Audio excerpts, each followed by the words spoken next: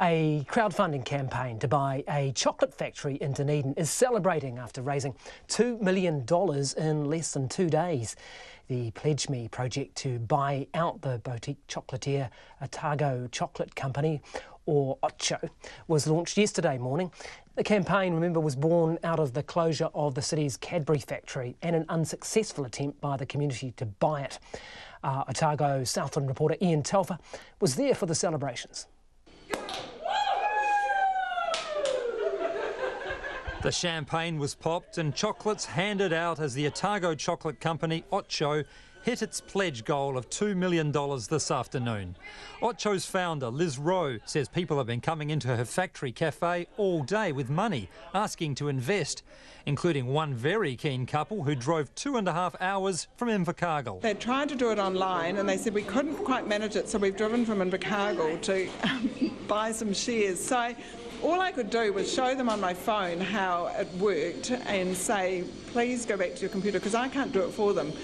Please go back to your computer. OK, we'll have a coffee and we'll drive back to Invercargill and see if we can do it. Ms Rowe says the idea's caught the public's imagination. This is a real groundswell of people, just ordinary people who really like the idea of keeping manufacturing bases here in the, not just in Dunedin, but the regions as well, and keeping things New Zealand owned and New Zealand made.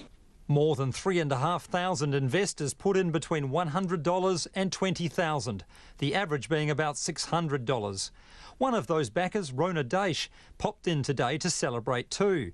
She says it's the sort of fairy tale manufacturing story it was easy to sign up to. I didn't consider the risk at all, and I think a lot of people wouldn't consider the risk. They simply wanted to support local initiative. Hitting the legal limit for a crowd-funded project in just 30 hours makes it one of the most successful projects of its kind yet, up there with the Awaroa Beach campaign and a brewer parrot dog. The crowdfunding platform Pledge Me's a winner in this too, taking a cut of $130,000 for its services. The new chocolate company's already planning to move down to G Shed on Steamer Basin on the waterfront. This week declared the site of a radical new design.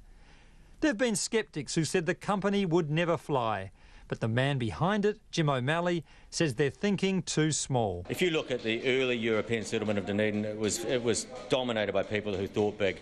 And I think we've gone through a series of sort of recessive thinking where we don't think strongly about ourselves and don't believe in ourselves. And maybe what I would say to those people is, if you believe in yourself and you've got a good plan, it will probably work. So why don't you go out and do it? The directors say they'll place an order for new machines from Italy as soon as the money comes through and hope to start expanded production in the middle of next year. In Dunedin for Checkpoint, Ian Telfer.